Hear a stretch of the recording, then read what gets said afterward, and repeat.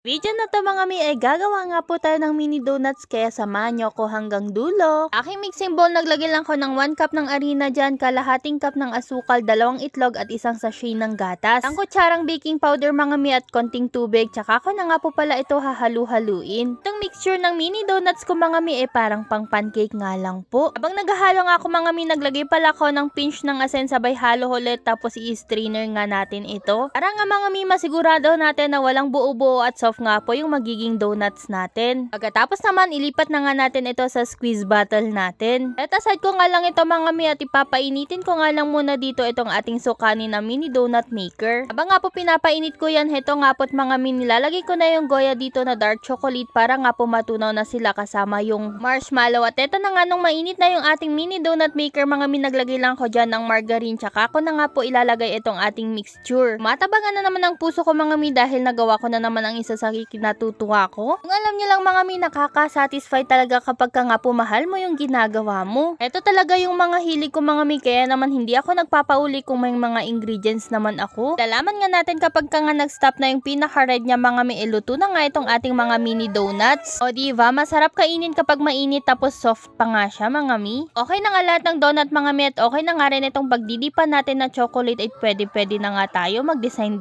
dito. Hindi lang pala ako yung mga nag-design dito mga mi, kasama ko yung mga bata at asawa ko na kung saan gusto ko nga ipatry din sa kanila. Kanya-kanya nga kami ng idea mga mi sa paglalagay nga ng toppings dito. Yun lang for today's video mga mi, bye!